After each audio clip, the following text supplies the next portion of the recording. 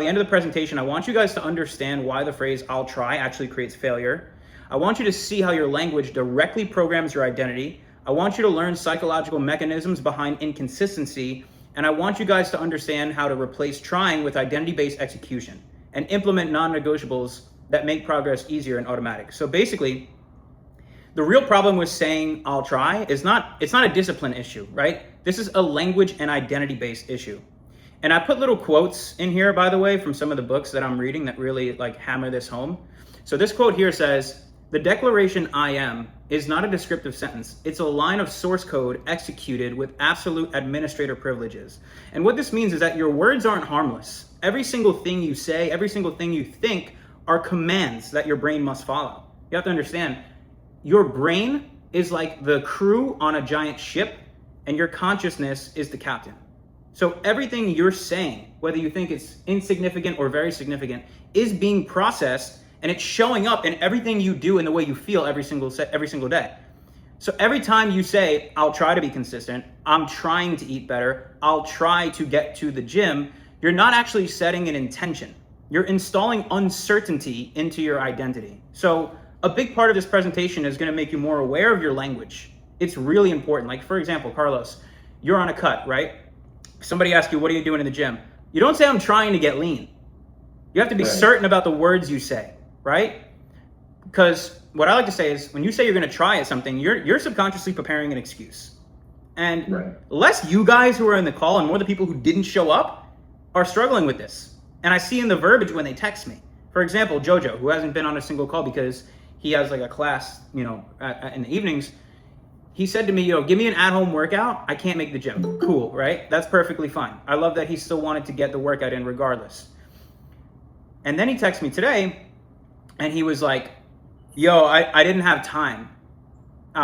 Because when he first said it, he's like, "I'm going to try to get the workout done." I told him, "Don't say the word try." And guess what happened? He didn't do it. I said, "Okay, you're telling me you didn't have 20 minutes to do the 20-minute at-home workout I gave you. You're telling me you didn't scroll for 20 minutes yesterday? You're telling me you couldn't have done it for 20 minutes before bed?" Dude, when you say "I'll try," you prepare the excuse. You have to get it out of your life. So trying is a built-in psychological escape. Saying "I will be" is delegating your transformation to tomorrow. You understand? What "I'll try" actually does, it removes urgency, it removes commitment, and creates a fallback option. For example, and I'm going to go more in depth on this, but the power of saying I am going to do this, I am going to do this, it forces your brain to act. When you say "I'll try" or "I will," you're giving yourself an opportunity to make an excuse, and you're saying that version of you is in the future if you're trying. You're saying it's not you now. So then you can't have the things you want in life. So the psychological breakdown of this is that your brain actually operates on certainty, on identity, and immediate execution. And trying removes all three of those, which leads to inaction, delay, and inconsistency. Your brain needs a target, right? A certain target with everything you do in life. Saying "I'll try" removes that target and sets you into delay. So this creates an inconsistency loop. The automation operates in a negative feedback loop, right? He acts from a weak identity and reproduces weak results. So basically, if your identity is weak, if you don't have a certain target with every single thing you're doing in life, if you're not intentional, your results are going to be shit. So the loop that a lot of you were stuck in before, some of you not anymore, is you say "I'll try," you then partially commit, you fall short due to your partial commitment, and then you reinforce to yourself, "See, I knew I was inconsistent." And as a result, your identity weakens and you stay stuck in this cycle. This is called a paradigm. You have to remove the word "I'll try," because when you replace it with I will do it, instead of partially committing, you are fully committing. And as a result of you being intentional and fully committing to what you're doing, instead of falling short, you get the result you want, which reinforces, "See, I knew that I could do it." Then your identity strengthens, and then that repeats. And that's how you start an upward trend and cycle in your life, right? So if you're stuck, you're not stuck because you don't know what to do. You're stuck because you're reinforcing the wrong identity. So the neurology of identity states, the nervous system cannot tolerate dissonance between affirmed identity and behavior. And this is absolutely critical because your brain's job is to stay consistent with who you believe you are. And that's honestly the hardest part. Anybody can say an affirmation, anybody can, focus on what they want from life, but to stay consistent with that when life throws shit at you is the hardest part. So if you say, I'm trying to be disciplined, I'm working on it, what your brain actually hears is, I'm not that person yet, right? You have to understand, your brain takes everything literally. So you have to be careful of your language and of your verbiage. And the real shift here is, you don't try your way into results. You have to decide who you are first. Identity is manufactured, it's imposed, and it's executed by decree. Decree means saying something with certainty. So the correct model is to be, do, and then have. Meaning, whatever you want to do in life, you have to first be that version of you first. Meaning you have to think backwards from the goal. How would you act? How would you do things if you already had it? And then do what that person would do, and as a result, you will have what that person would have. So instead of saying, I'll try to get in shape, you shift to, I am someone who trains. And what this removes is overthinking, emotional negotiation, and inconsistency. So again, verbiage is everything. Now, non-negotiables. I talk often about how you need to make things non-negotiable. This is your leverage point, right? This is what is actually going to make your life 10 times easier, because once identity is fixed, your behavior is forced to align, not the other way around. So a non-negotiable means it happens regardless of how you feel. For example, like I said with Jojo, if he would have just shown up and did the shit, he would have felt 10 times better and it would have taken him 20 minutes. But instead he procrastinated and now he feels behind, right? This is a loop people get stuck in. So what a non-negotiable is not, is it doesn't give a shit if you're motivated. It doesn't give a shit if it's convenient, and it doesn't give a shit if you have time. But if you do it even when you're tired, even when you don't feel like it, even when it's inconvenient, this actually removes decision making. So you're getting a lot of energy back. You're getting a lot of your mental bandwidth back. When you're constantly having to make decisions, you feel more anxious, you feel more overwhelmed, and that's how shit starts to pile up in a negative way. But when you make it a non-negotiable, there is no decision making. You just operate. It makes life very simple and progress inevitable. So a psychological hack for you guys to remove decision fatigue is this. Weak behavior equals daily decision making on the fly, but strong behavior means you only have to decide once. Imagine if you didn't have to go back and forth with yourself all day long and you just had a clear decision on every single task you were going to operate on. How much mental bandwidth would that give you back to focus on business, to focus on relationships and other shit in your life that's important?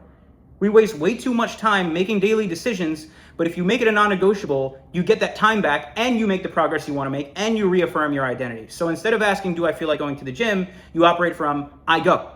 That's just what I do. It's just what I do, right? So this is why it becomes easier, because your brain no longer wastes energy deciding. So just be clear, be intent about what you do. If you're not going to do it, then at least be intentional and say, I'm not going to do it.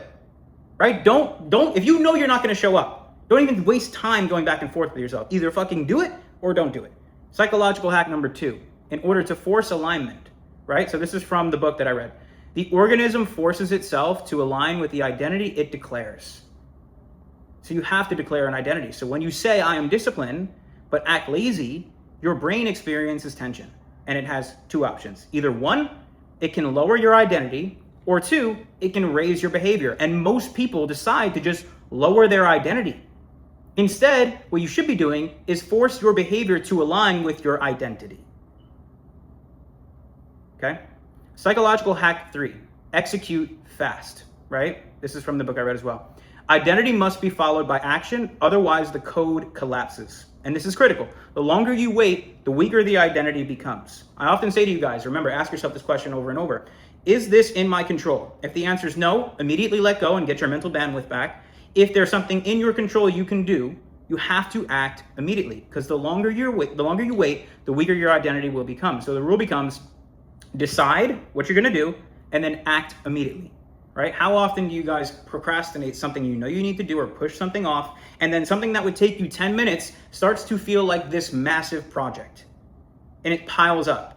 And then as a result of that, you feel more anxious, you feel more overwhelmed. Then you lose focus on what's in front of you because you can't stop thinking about this shit you know you have to do. So when you decide you're gonna do something, act immediately. And the reason this is gonna make your life 10 times easier is because discipline feels hard when everything is optional. It's hard to be disciplined when you're leaving the option to maybe not go, because then you're fighting yourself. But discipline feels extremely easy when nothing is optional. Right? When everything is optional, you're negotiating with yourself, you're delaying, you're overthinking, but when things are non-negotiable, you act immediately. You move, you execute.